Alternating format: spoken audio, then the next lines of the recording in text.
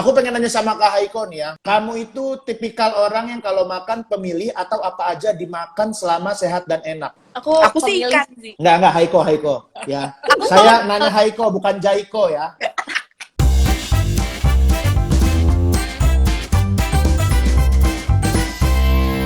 Oke. Nah, itu tadi seputar keanekaragaman hayati di hutan, bahkan di tubuh kita sebagai manusia, di mana memang tadi Mbak Charlene sempat menyinggung sebentar gitu ya, sedikit, dan kita bakal ngobrol lagi topik berikutnya, yaitu tentang food lifestyle yang sebenarnya bisa banget dihasilkan dari kita aware atau berkesadaran tentang makanan-makanan yang kita konsumsi setiap hari nih, untuk menghasilkan banyak makhluk halus di tubuh kita untuk menjagain kita sendiri. Nah, tapi sebelum kita bahas tentang food lifestyle ini, Mbak Charlene lebih lanjut, Haiko, saya mau ngingetin buat CTV Viewers, Sobat Aksi, ayo dong kita mainin lagi komentarnya teman-teman. Komentar ya yang banyak ya. Kayak kebiasaan sarapannya tuh apa sih, terus atau makannya tuh kayak apa, masih suka tuh ketukeran makanan sama tetangga atau enggak, kirim-kiriman gitu, kebiasaan-kebiasaan yang dilakukan yang mungkin masih dilakukan sampai hari ini gitu. Kalau dulu zaman aku masih kecil, yang rumahnya masih banyak sekali warga di kampung lokal gitu ya, juga itu tuh ada tuh Mbak Charlene, maksudnya yang kita kirim-kiriman makanan, terutama kalau lagi lebaran gitu, kayak suka terima, atau ada orang kawinan gitu kan sih gitu. Cuma ya itu benar, katanya manusia lebih modern, tapi kayaknya kegiatan-kegiatan itu justru udah nggak pernah lagi dihilangkan ya, apalagi kayak di perumahan yang real estate gitu, boro-boro ngirim makanan ya kan. Dulu aku sama tetanggaku aja suka minjem bawang aku. Iya benar. Minjem loh, nanti dibalikin. Iya kayak gitu. Minjem garam loh ya. Tapi nih aku sekarang juga akhirnya kayaknya gaya hidup atau pola makan kita berubah ya Zia. Iya, betul sekali. Nah, aku pengen nanya sama Kak Haiko nih ya, ngomongin soal food lifestyle Kak Haiko. Kamu itu tipikal orang yang kalau makan pemilih atau apa aja dimakan selama sehat dan enak. Dan lebih pilih mana nih Kak Haiko ya, antara ikan dan daging? Aku sih ikan sih. Enggak, Haiko. Ya. Saya nanya Haiko, bukan Jaiko ya. Katanya. Iya, Kak Haiko. Aku pilih, buat sehari-hari. Kalau daging tuh aku makan, tapi kayak jarang. Aku lebih pilih ikan, karena itu juga lebih sehat menurut aku. Nah, aku juga setuju nih sama Kak Haiko ya. Aku pernah baca juga nih satu fakta nih, Kak Safira, Kak Charlene, Kak Haiko. Kalau pengurangan makanan daging itu bisa banget ngurangin pemanasan bumi. Karena faktanya salah satu penyumbang terbesar pemanasan bumi itu berasal dari peternakan. Karena menghasilkan gas emisi yang dapat membentuk efek rumah kaca, serta dengan membuka lahan untuk area peternakan berarti sama dengan banyak hutan yang bakal ditebang. Tuh. Oh, jadi tuh efek rumah kaca tuh dari itu ya? Bukan. Dari kotoran sapi, Kak. Bukan. Beda. Beda. Jadi emisi gas rumah kaca maksudnya ya. Itu dari tadi Mbak Charlene. Silakan dong Mbak Charlene dijelasin supaya kita lebih paham nih. Sebenarnya kenapa sih mengkonsumsi daging merah dan sebagainya tadi justru sebetulnya dampaknya kurang baik untuk lingkungan kita. Iya. Jadi sebenarnya gini, kita tuh harus selalu ingat ya, kalau alam semesta ini ngertinya bahasa diversity alias keberagaman. Alam tuh nggak pernah ngajarin kita untuk monoton tiap hari makan daging 200 gram dan segala macam. Itu nggak pernah ada ceritanya. Karena gini loh kayak bagus, sindirannya bagus. Sapi itu profil makhluk halusnya sendiri, ayam tuh sendiri, kambing tuh sendiri, daun kelor sendiri, jantung pisang sendiri. Itu beda-beda. Dan kita harus mengkoleksi yang beda-beda. Jadi sebenarnya ya, manusia itu tuh udah didesain untuk makan macam-macam sesuai musim gitu, Kak. Yeah. Desain awalnya bumi tuh begitu. Cuman ya gara-gara daging itu kelihatan lezat diiklankan di mana-mana, kita jadi pingin makan daging terus. Nah, sekarang gini, ketika manusia pingin makan daging terus nih, akibatnya bisnis peternakan daging kan naik ya. Habis itu dia butuh lahan. Dia harus babat hutan supaya sapinya bisa berjajar. Nah, terus sapi itu punya kotoran sapi yang bau itu kan ya. Nah, tapi yang paling lucu, kotoran sapi itu mengeluarkan gas yang namanya CH4. Nah, dia ini menyebabkan efek rumah kaca, makanya jadi panas. Terus kalau bumi jadi panas, makhluk hidup banyak yang nggak bertahan hidup akhirnya mati, terus biodiversity-nya turun, keberagaman makhluk halusnya juga turun, imunitas kita kena juga gitu. Jadi dengan kita tidak makan daging tiap hari, tapi mengganti dengan makan apa aja yang penting bervariasi. Tiap hari gonta-ganti nih, hari ini daging, besok ikan kembung, besok ikan selar, segala macam gitu. Ya itu artinya kita itu juga menjaga lahan dan habitat makhluk yang lucu-lucu itu supaya tetap terjaga gitu. Betul. Oh. Kalau aku emang makan tiap hari itu nggak daging aku selalu beragam, kadang daun, Iya, singkong, yang apa penting aja. beragam. Karena emang nggak ada Justru, uang buat beli daging. Karena budget ya. Budget sih. Iya, dan itu toksik banget. Menghemat loh. juga betul kan. Gimana, Tiap hari makan daging itu nggak bagus buat kesehatan Iya. kita. Badan kita butuhnya yang bervariasi. Jadi bukan daging 200 gram tiap hari itu enggak kan. Semurat lo bisa lo. Nah, kayak sih tadi kan mengurangi kadar kolesterol dan juga asam urat. Asam urat. Itu tadi penjelasannya ya. Jadi memang untuk selain kesehatan juga kita bisa menjaga lingkungan dengan mengatur pola makan yang lebih sehat. Tadi ada yang komentar masih tentang ini agak lucu, aku agak ke distract gitu ya komentarnya. Kenapa? Dari Mbak Hartini 9137 tentang makhluk halus di hutan. Katanya ada, tapi kalau kita orang baik kita nggak diganggu. Katanya gitu, Mbak. Aku distract, jadi aku mau bacain. Oke. Aku juga berdampak kan. Udah gitu kan kayak semakin beragam jenis makanannya tuh pasti semakin memperkaya keragaman bakteri tubuh, juga ngaruh ke Iya. imun. Ya. Terus Kak, semuanya Iya Kak. kalau Iya, Kak. misalnya belanja makanan, itu kan aku juga selalu pikirin dulu nih, mulai dari baku yang aku beli, proses pembuatannya tuh ramah lingkungan apa enggak. Terus juga sampai aku konsumsi itu bisa apa enggak gitu kan. Terus saya sadar itu jadi kayak ya sama aja kita juga kontribusi untuk menjaga lingkungan kita gitu. Wow, keren sekali Kak Eko. Tuh. Annyeong. Annyeonghaseyo. Samida. Aku tambah ngefans sama Kak Eko ya. Ya, gimana Mbak Syarlin? Emang kalau misalnya kita mengkonsumsi makanan dan sebagainya, atau sebenarnya ada nggak sih kebiasaan-kebiasaan dari orang tua kita zaman dulu sebetulnya yang baik gitu untuk tubuh dan juga untuk lingkungan? Banyak banget Kak, banyak banget. Tapi kita nih yang sok kota nih biasanya tidak menghargai, justru menyepelekan. Padahal itu penting banget. Misalnya ya kayak pernah mikir nggak sih kenapa sih gado-gado, ketoprak, lodeh, sayur asam, nasi campur Indonesia itu isinya lebih dari 5 jenis? Betul. Kenapa sih kalau pamannya bikin bubur-bubur atau rujak itu diatur harus ada warna merah, harus ada warna kuning, harus ada warna hijau. Itu semua itu adalah diet yang berorientasi terhadap makhluk halus gitu. Itu gaya hidup yang respect terhadap makhluk halus. Karena di setiap jenis makanan profil makhluk halusnya beda-beda. Jadi kayak orang zaman dulu itu udah mendesain dietnya sedemikian rupa supaya ya tadi bakteri, virus, jamur baiknya itu beragam. Jadi badan kita itu imunitasnya terjaga gitu. Kalau zaman sekarang kan makan nasi telur, nasi ayam, nasi tempe gitu kan ya. Asli. Mana ada sih? Kearifan lokal kita nasi campur, lalap. Nah, lalap aja isinya ada berapa tuh? Banyak kan? Banyak banget tuh, betul. Gitu. Kalau di warung Sunda sampai digantung-gantung tuh kadang ya kan daun-daun. Makan ya. Nah, kalau ngomongin nenek moyang nih kayak sebenarnya betul banget nih. Kebiasaan orang dulu tuh biasanya suka pakai material alam kayak daun ya kan. Kalau misalnya pengen ngemil, kita dulu ya maksudnya nenek moyang kita punya daun sirih. Tapi aku pernah cobain tuh punya daun sirih nenekku, aku pernah. Ternyata manis-manis pedes-pedes gitu ya kan. Iya, sepet-sepet. Kalau mau bungkus makanan pakai daun pisang. Kalau mau bikin atap rumah aja pakai daun kelapa ya kan. Tapi kalau anak-anak sekarang itu daunnya itu agak beda. Daunnya itu bikin toksik. Woi, oh ya, daun apa emangnya sih? Daun apa tuh? Iya, daunnya itu daun leave me alone. Ya. Toksik. Aduh, Sorry ya. Ya, sorry ya, jokes siang-siang, sorry ya. Tadi ada yang komen langsung. Apa tuh? katanya Alamak, masa Jang.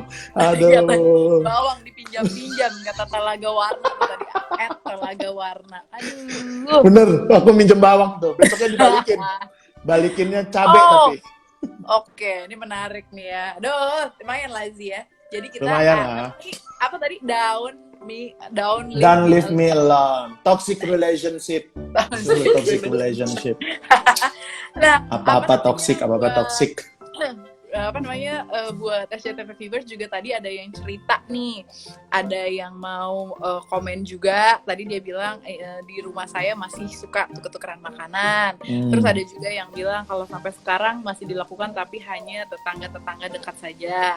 Terus juga ada yang bilang terus ada yang bilang juga kalau tradisi seperti itu ada beberapa yang sudah dilakukan tapi udah jarang sekali karena takut tersinggung. Oke. Terus juga macam-macam sih sebenarnya, tapi mostly bilang Haiko cantik. Baik, terima kasih. Tidak ada yang bilang saya ganteng, nggak ada ya. Gak ada kalau bilang kamu cantik gitu ya. Aku aja ngaca malu. Mas Charlene, terus juga ini tadi si Talaga Warna tuh tadi yang bilang, Ya. aduh kenapa bawang pinjem-pinjeman gitu kan, dia tepuk jidat katanya. Terus juga ada yang bilang nih Mbak Charlene tadi, mana ya? Oh ya hilang, ya udah di atas. Nih ada Oke. komen nih. Nah, Mana komennya. tadi? Oh ini nih, ada dari Gusdek Satya Kidas. Nah ini nanya, Kak Haiko, style foodnya gimana? Lebih ke western? Kalau nyoba vegan atau raw food pernah kepikiran nggak? Mesti bule. Soalnya dia gitu nanya, style food, vegan atau raw food pernah kepikiran nggak? Gimana Kak Haiko? Well, aku sih campur sih Western sama Indonesian. Aku harus balance. Terus kalau nyoba vegan, sebenarnya sih aku pernah coba vegetarian. Aku pernah coba jadi vegetarian. Jujur, it feels very healthy, lebih banyak tenaga juga, tapi pasti kayak susah juga gitu. Jadi kayak setelah itu aku coba jadi pescetarian. Jadi aku cuma makan kayak ikan, aku nggak makan daging. It was nice, healthy, tapi kayak of course aku ada rasa kangen-kangennya gitu makan daging. Jadi sekarang aku balik lagi. Tapi Indo aku balik lagi, aku terus masih mau belajar gitu loh. Kalau bisa aku mau balik lagi ke at least pescetarian gitu. Cuman tapi I'm still learning karena ya itu tujuannya karena itu bagus buat lingkungan dan bagus buat tubuh kita juga. Tapi sekarang kalau misalkan sih aku ngurangin, aku minimalisir sebisa mungkin. Oke. Jadi Ini seperti ada itu ya. Ada pertanyaan buat Mbak Charlene. Nah, kalau di zaman pandemi kayak sekarang nih Mbak Charlene, dari yang tadi udah jelasin, ini yang nanya namanya Mirna Hapsari Dewi. Menu makanan seperti apa yang baik untuk kita konsumsi setiap hari? Ya, idealnya itu ya, kita tuh harus nyari sehari itu 10 variasi makanan segar gitu. Jadi misalnya kita makan gado-gado, isinya aja udah at least 5 jenis ya gitu kan. Iya. Kayak gitu. Kita tambahin lagi kayak ditambahin ikan, ditambahin nasi, mungkin nanti ngemilnya edamame gitu kan, mungkin ngemil-ngemil tomat dikit, terusnya minum buahnya misalnya minum jeruk, itu aja udah 10 gitu kan. Itu tuh. Aku jadi gitu. ngitung dari pagi aku udah makan berapa. Nah, coba ya. dihitung. Oh gitu. Oke, jadi sebetulnya yang penting adalah kita Variasi. menghitung variasi makanan yang memang pastinya berasal dari alam, yang jelas kalau kandungan gizi dan sebagainya. Bukan hanya melulu terpatok pada jumlah kalori ya Mbak, untuk memenuhi kebutuhan makanan yang sehat, terutama di masa pandemi kayak sekarang. Jadi itu jadi ilmu banget nih buat kita ya, CTV Viewers, Sobat Aksi gitu. Mungkin sekarang lagi menjalani pola hidup yang lebih sehat dengan menjaga dietnya dan sebagainya. Jadi jangan terpatok pada gram-gramannya dan sebagainya, tapi ada berapa Keanekaragamannya ya. warna-warni nggak piring kita nih setiap Betul. makan. Bukan piringnya yang warna-warni ya, tapi makanan. Tuh. Jadi Piringnya misalnya warna-warni. bosan gado-gado ada bibimbap kan warna-warni kan. Oh. Nah, Iya. Iya bener juga. Sekarang ya. makan Korea Capcay, mulu. capcay kan. Capcay juga macem-macem, jus dan sebagainya. Seru. Iya. Oke, nah kalau tadi kan dari pertanyaan, Haiko ada yang mau ditanya lagi nggak ke Mbak Charlene? Atau mungkin kamu mau cerita seputar pengalaman kamu sendiri dalam menjaga lingkungan melalui pola makan? Sebenarnya sih ini beda lagi. Ini bukan pola makan sih. Ini lebih Iya. aku mau ada fakta. Gimana tuh Kak Eko? Jadi kalian tuh kalau tidur tuh matiin lampu nggak biasanya? Soalnya kayak ada penelitian juga. Terus aku lihat hasilnya kan di Instagramnya Indonesia. Jadi kalau kita tidur matiin lampu itu bisa nurunin resiko penyakit obesitas. Aku baru tahu itu. Dan nggak cuma lampu, tapi dari barang elektronik lain juga kayak TV, HP, nggak cuma lampu. Terus selain nurunin resiko penyakit obesitas, itu jadinya kan juga kita sama aja at the same time kita hemat listrik. Jadi kan balik lagi ramah lingkungan. Iya. Aku juga ya. Aku udah mati matiin lampu loh. Aku matiin lampu loh. Kalau sama istriku aku matiin lampu. Tapi kok masih obesitas ya? Makannya nggak bervariasi kali. Kak. Makannya nggak bervariasi, betul. Ya kan, Mbak Charlene mungkin punya pernyataan di situ ya. Lucu juga nih ya. Siap. Ini Haiko juga faktanya banyak banget. Gimana kalau minggu depan kita ganti jadi sisjut? Betul. Haiko Jangan dong, Kak Eko, aku nggak ada kerjaan. Ini doang Mbak kerjaan. Charlene, ini juga ada yang komen Mbak Charlene di komentar, namanya Mbak siapa tadi udah lewat. Dia bilang berarti kalau bumbu makanan orang dulu juga lebih sehat ya. Ada yang pakai laos, pakai serai, pakai kunyit dan sebagainya. Jadi itu juga sekaligus menambah khasiatan dalam tubuh kita gitu ya Mbak Charlene. Iya banget. Makanya kita jangan sekali-sekali menyepelekan kearifan lokal kita, apalagi makanan tradisional kita. Rugi pisan. Bukan begitu Papa Jun? Iya, karena makanan kita banyak sekali, makanan Indonesia itu. Makanya aku suka nyobain ini itu. Makanya Nah, gitu. badanku tuh Terus banyak kalau bakteri. hutan dan alam dirusak, semua ditebang, ya jenis makanannya hilang. Bayangin aja ya, kita sanggup nggak hidup di satu waktu di mana sayur cuma ada bayam sama kangkung? Kan sedih ya. Aduh.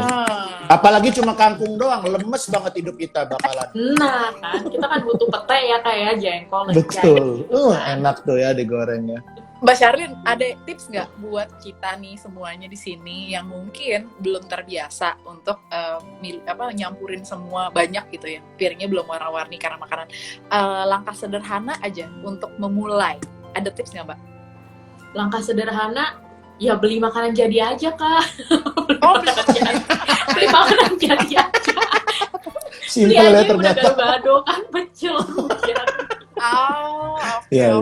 Atau itu tadi tuh, yang berbagi sesama tetangga itu mungkin budaya itu perlu kita tingkatkan lagi ya kan. Mungkin kalau ada yang ketua RT atau ketua ikatan pemuda di sini bisa ngasih tahu tuh pemuda-pemuda di kampungnya ya kan, buat berbagi makanan. Oke. Iya, sama ini Kak, kayak mungkin kita mulai ngatur ya. Jadi misalnya pas bangun tidur itu kita makan buah, gak usah yang mahal lah, tapi yang ada gitu kan. Misalnya kayak ini ada potongan jeruk nih, kita motong daripada satu orang satu apel nih, mendingan kayak misalnya aku apel, suamiku jeruk, anakku misalnya buah naga gitu kan. Kita potong-potong nih sampai kayak mamang-mamang rujak kan. Jadi masing-masing tuh dapat 3 jenis gitu. Oke, iya.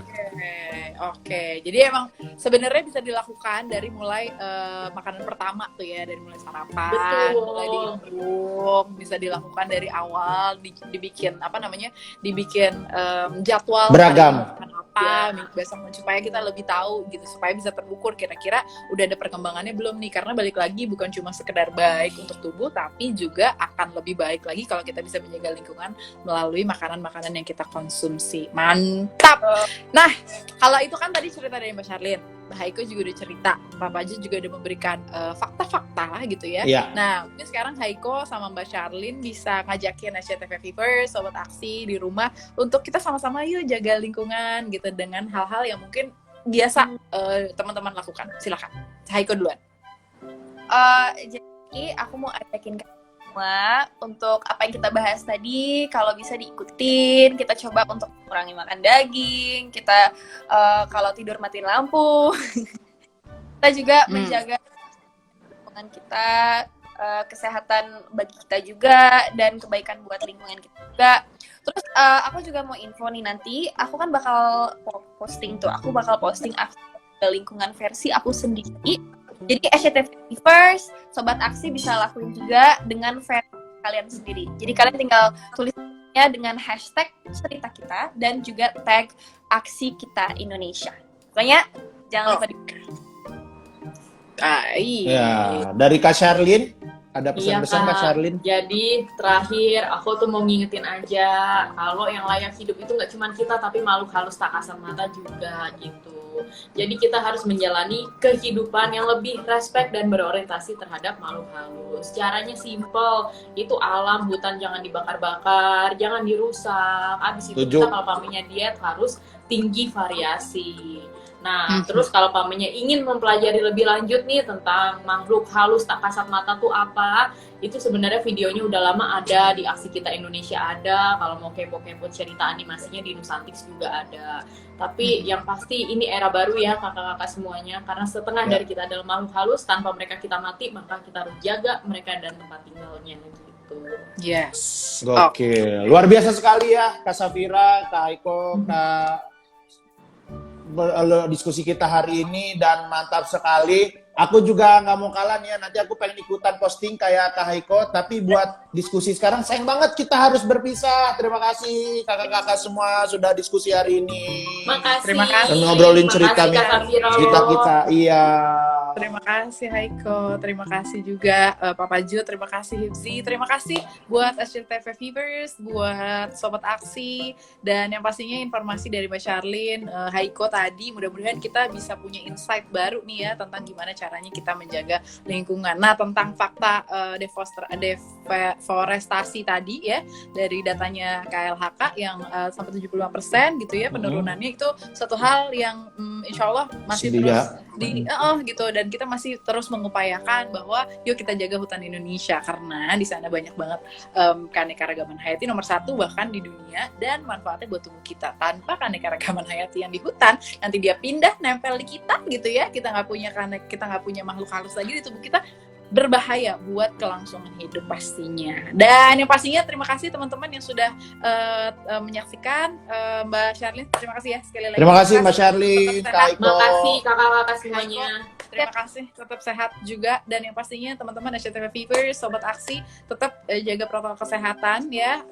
Dan kita sama-sama jaga lingkungan, jaga hutan, ikuti apa yang tadi udah disampaikan sama Mbak Sharlyn, karena bermanfaat banget buat tubuh kita, buat lingkungan juga. Yuk sama-sama kita jaga lingkungan kita. Dan teman-teman sekali lagi ya, kalau misalnya di situasi PPKM darurat kayak gini, lagi pandemi, kalau nggak ada kemana-mana, nggak perlu-perlu banget keluar gitu ya, di rumah aja. Oke? Kita sama-sama hentikan penyebaran virus COVID-19, karena sama-sama suara kita akan lebih didengar, bersama kita akan lebih keren. Stay safe semuanya. Aksi kita untuk Indonesia. See you next week. Bye-bye. Terima kasih Bye-bye. Kak Sharlyn, Kak Haiko semuanya. Thank you semuanya kakak-kakak. Bye semua. Nggak ada musik-musik nih. Nggak ada, abis. Nggak ada ya. Bicara gimana sih, Bang? Dadah.